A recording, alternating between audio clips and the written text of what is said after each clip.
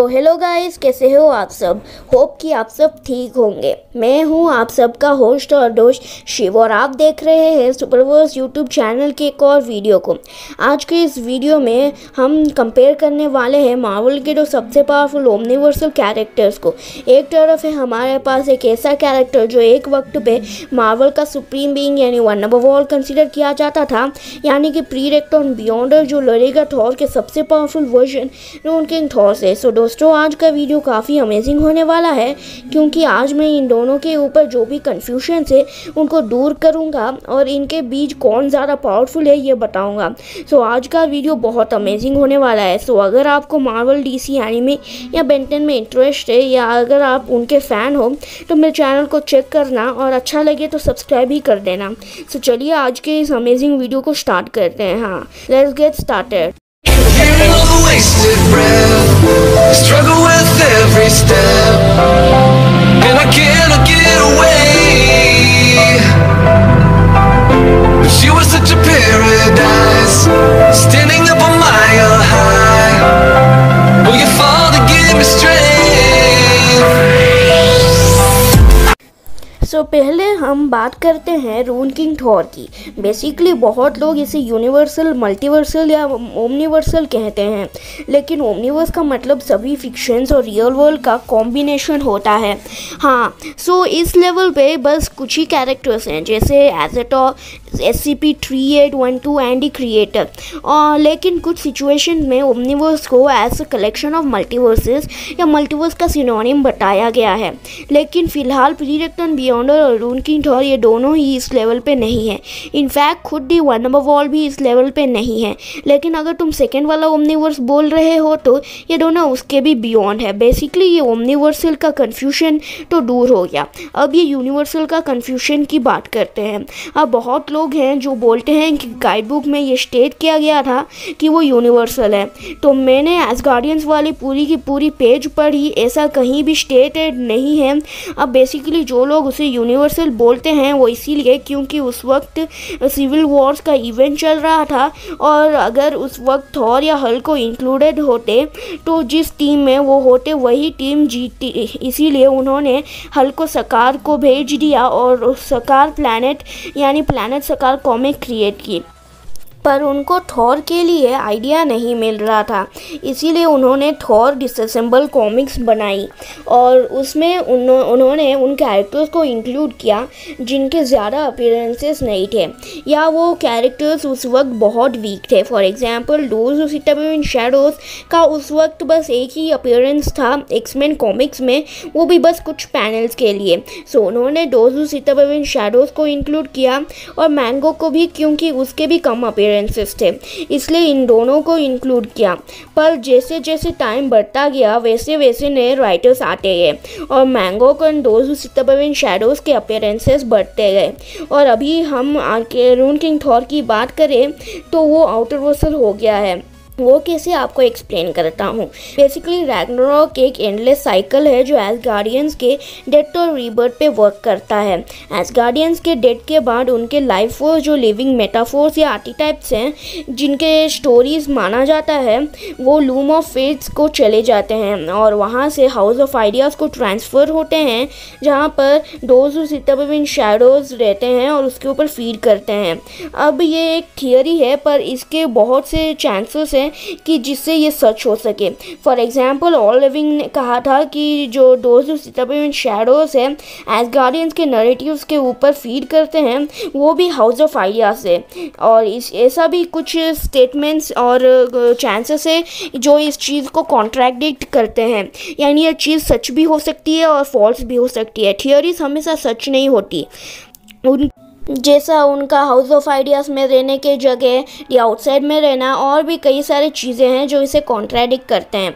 पर एक रैग्नारोक के दौरान ओडिन को इसके बारे में पता चल जाता है और वो थॉर को अर्थ पे भेज देता है, और जब रैग्नारोक अकर करता है वो उससे बच जाता है और विजडम की तलाश जिसकी मदद से वो अपने लोगों को बचा सके।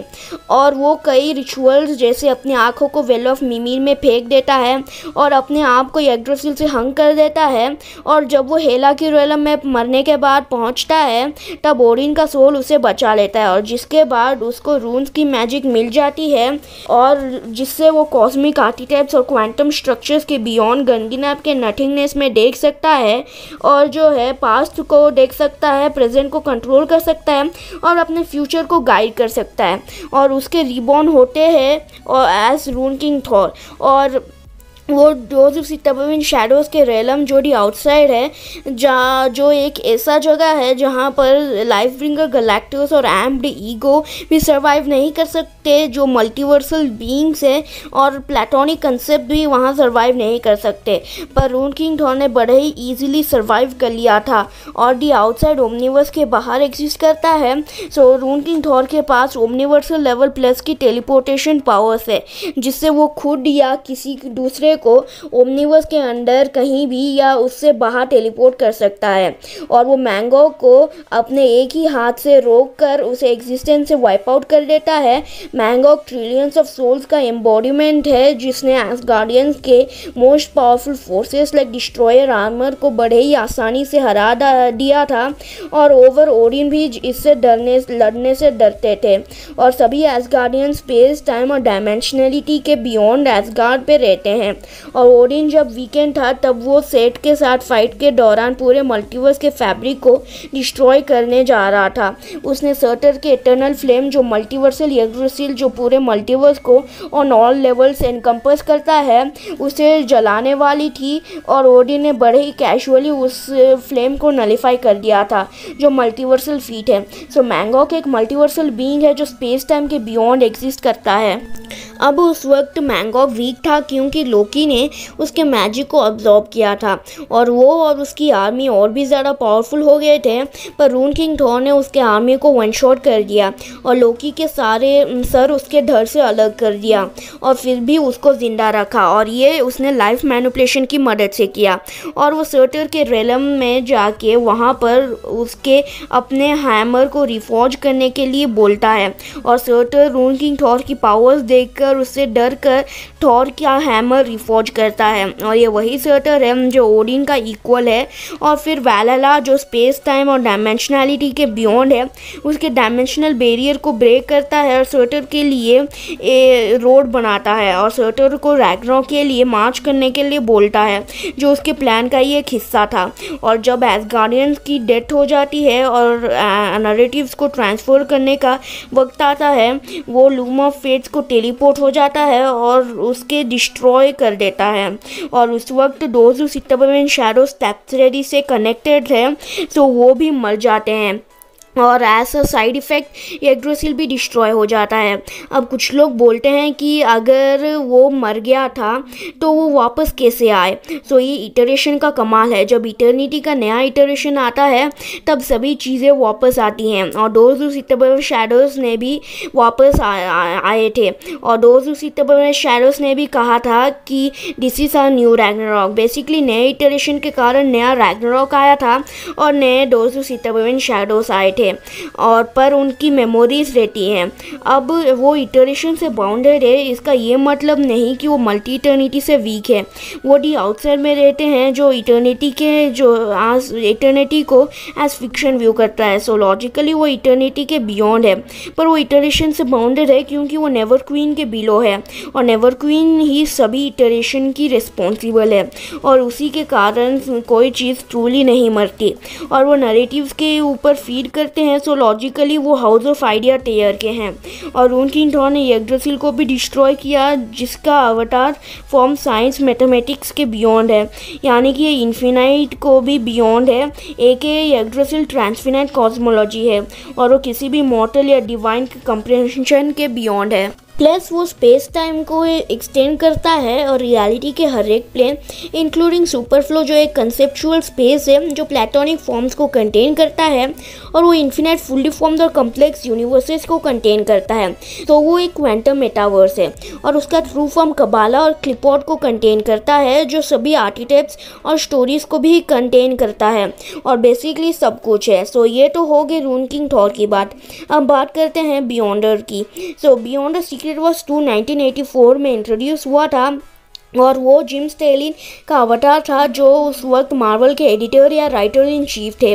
और प्रीडेक्टर बियॉन्डर उस वक्त ओमनीपोटेंट, ओमनीसिएंट और ओमनीप्रेजेंट था, और वो आउटर वर्सल भी था। वो बेसिकली उस वक्त मार्वल का वन नंबर वॉल या सुप्रीम बीइंग था। वो बियॉन्ड रेलम का लिविंग एम्बॉडीमेंट है और वहाँ का दी वन नंबर वॉल है। पर एक साइंटिस्ट की वजह से मार्वल मल्टीवर्स और बियॉन्ड रेलम के बीच एक इंटरडायमेंशनल पोर्टल क्रिएट हो जाता है, जिससे प्रीडेक्टर बियॉन्डर मार्वल मल्टीवर्स के अंदर आ जाता है और ह्यूमंस को देख के है जो इनकम्प्लीट है पर वो कंप्लीट है। इसीलिए मॉर्टल्स को समझने के लिए वो एक मशीन बनाता है और अपने पावर्स को लिमिटेड कर देता है, क्योंकि उसकी पावर्स इतनी ज़्यादा थी कि उसके जानने के बिना ही उसकी पावर्स पूरे मार्वल मल्टीवर्स को अल्टर कर रही थी और आसपास के गैलेक्सीज़ को डिस्ट्रॉय कर रही थी। वो मार्वल के पूरे मल्टीवर्स और उन रेलम जो बियॉन्ड साइंस, लॉजिक, मैथ्स थे उनके बारे में भी बस 1 नैनोसेकेंड के अंदर पता लगा देता है। और वो उसने सभी सेलेस्टियल्स जितने भी थे जो एग्जिस्टेंस के किसी लेवल पे क्यों ना हो, उन सबको एक साथ वन शॉट कर दिया था। और ऐसे इंसेन चीज़ों के कारण वो अपने आप को एक 4D ह्यूमनॉइड बॉडी देता है जो टाइम से बाउंडेड था। प्रीडेक्टर बियॉन्डर को डाउन प्ले करने के लिए कुछ लोग बोलते हैं कि वो टाइम से बाउंडेड है, वो टाइम से मर सकता है। वो इसलिए क्योंकि उसने एक 4D ह्यूमनॉइड बॉडी दी थी जो टाइम से बाउंडेड थी। और कुछ लोग बोलते हैं कि उस वक्त मार्वल का कॉस्मोस बस हाइपरवर्सल या इन्फिनाइट डायमेंशनल था। सो प्रीडेक्टर बियॉन्डर भी हाइपरवर्सल है, पर मार्वल का मल्टीवर्स बियॉन्ड रेलम के सामने एक ड्रॉप ऑफ वाटर है। और बियॉन्ड रेलम जो है मार्वल मल्टीवर्स से कंपेयर्ड एक ओशन है और बियॉन्डर बियॉन्ड रेलम का लिविंग एम्बॉडीमेंट है। और हेंस वो मार्वल का कंबाइंड फोर्स से मिलियंस या बिलियंस ऑफ टाइम्स ज़्यादा पावरफुल है। और उसने डेथ के कंसेप्ट को भी एरेज कर दिया और अपने वीकेंड स्टेट में भी वो मार्वल के कॉस्मिक हायरकी से ज़्यादा पावरफुल था। उसने मॉलिक्यूल मैन के एक ब्लास्ट जो बिलियंस ऑफ डायमेंशन डिस्ट्रॉय कर सकता है उसे सर्वाइव किया और अपने ह्यूमनॉइड बॉडी में भी इसकी फिजियोलॉजी इन्फिनाइट डायमेंशनल वाली थी और अपने ट्रू फॉर्म में इसकी फिजियोलॉजी बियॉन्ड डायमेंशनल है।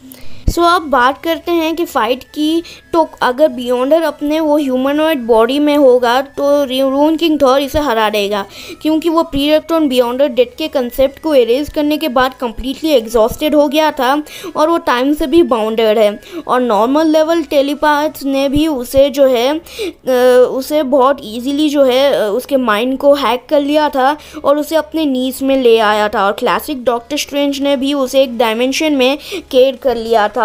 और अगर रून किंग थॉर उसे हरा नहीं पाया तो कोई नहीं, क्योंकि रून किंग थॉर ओमनिसिएंट है और वो सभी चीज़ें के बारे में जानता है। सो वो किसी को भी इजीली ट्रिक कर सकता है और बियॉन्डर ज़्यादातर नॉर्मल मॉर्टल से ही ट्रिक्ड हो जाता है। और रून किंग थॉर एक गॉड है जो मॉर्टल कंप्रहेंशन के बियॉन्ड है। सो वो बियॉन्डर को ईजिली मैनिपुलेट या ट्रिक कर सकता है।